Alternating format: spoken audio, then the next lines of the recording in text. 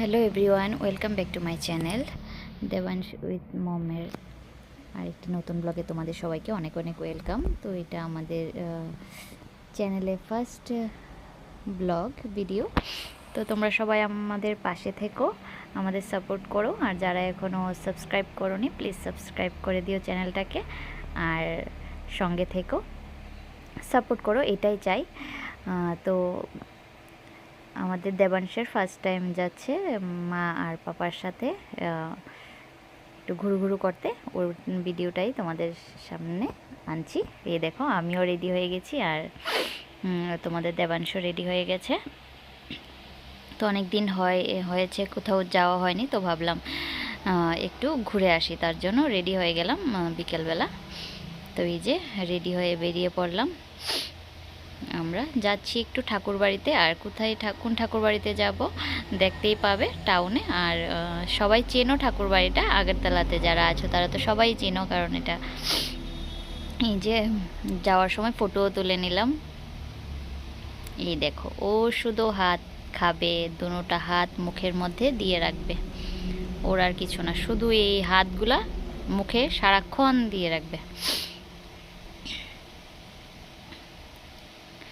তো এই জায়গাটা তো সবাই চিনতেই পারলে, এই জায়গাটা রাজবাড়ি সামনে দিয়ে আসছি। আর আসলে আমরা গিয়েছিলাম লক্ষ্মীনারায়ণ বাড়ি। তো দেবাংশের আরেকদিন গিয়েছিলাম আমরা, সরস্বতী পুজোর পরে গিয়েছিলাম একদিন। তো আজকে দেবাংশের পাপা আমি ওকে নিয়ে আসলাম লক্ষ্মীনারায়ণ বাড়িতে একটু ঘুরতে। আর মন্দিরে আসলে তো জানোই মানে মনটা কতটা ফ্রেশ হয়ে যায়। সত্যি মন্দিরে আসলে মানে খুব ভালো লাগে, যেমন আলাদাই একটা শান্তি পাওয়া যায় মনের ভেতরে মন্দিরে আসলে। তো আমরা ভোগ নিয়েছি, ভোগ দেব, বিকেলবেলা পুজো হয়, তো বিকেলবেলায় পুজো দিচ্ছি, ভোগ নিয়েছি। এবার মন্দিরের ভেতরে ঢুকে গেছি পুজো দেওয়ার জন্য। আর এই দেখো সবাই, অনেকেই ভোগ দিচ্ছে, আবার অনেকে ধূপকাঠি মোমবাতি জ্বালিয়ে দিচ্ছে, সবাই ভোগ দেয় না বিকেলবেলা। তো আমি যেহেতু স্নান টান করে এসেছি আর আজকে নিরামিষও খেয়েছিলাম, তাই ভাবছি না ভোগটা দিয়ে নিই, যখন পুজো হচ্ছে তো ভোগ তো দিতেই পারি। তো আমার আগে যারা ছিল তারা ভোগ দিচ্ছে, তারপরে আমি দেব। তো তোমাদের কার কার ভালো লাগে লক্ষ্মীনারায়ণ বাড়িতে আসতে অবশ্যই জানাবে কমেন্ট করে। আর এটা আমাদের ফার্স্ট ভিডিও যেহেতু চ্যানেলে, তো সবাই একটু সাপোর্ট করো, আর পুরো ভিডিওটা তোমরা দেখো। আশা করছি তোমাদের সবার ভালো লাগবে, আর যদি ভালো লেগে থাকে অবশ্যই চ্যানেলটাকে সাবস্ক্রাইব করে পাশে থেকো। এই যে আমার ভোগটাও দিয়ে দিলাম ঠাকুরকে, আর আমার হাজব্যান্ডের নাম আর গোত্র বলে পুজো দিতে গোত্র বলে দিয়েছি, ও ঠাকুরের কাছে ভোগটা ওর নামে দেবে। তো আমি দাঁড়িয়েছিলাম।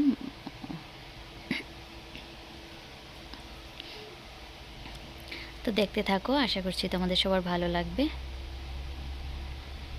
আর আমাদের দেবাংশ তো ঘুরু করছে, আর ওকে কোলে নিয়ে তো আর আমি ভোগ দিতে পারবো না, তাই জন্য ওকে ওর পাপার কোলে দিয়ে রেখেছি, ওকে নিয়ে ঘুরছে, আর আমি বারবার দেখছিলাম কি করছে।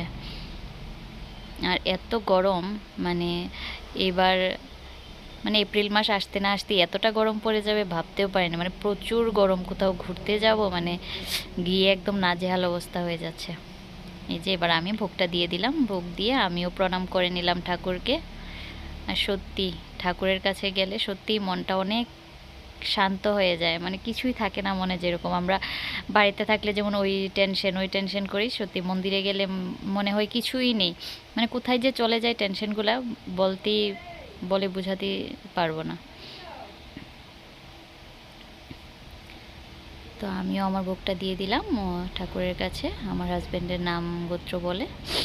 তো পুজো দিয়ে দিচ্ছে পুরোহিত মশাই, দেখতেই পাচ্ছ। আর পুজো দেওয়ার সময় ফুলটা পড়ে গিয়েছিল।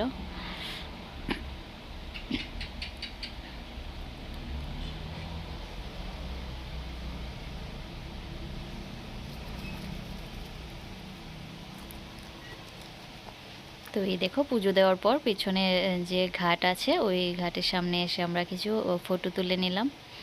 আর পিছন দিকে দেখো রাজবাড়িটাও দেখা যাচ্ছে, আর এইদিকে একটা তুলসী গাছ আছে।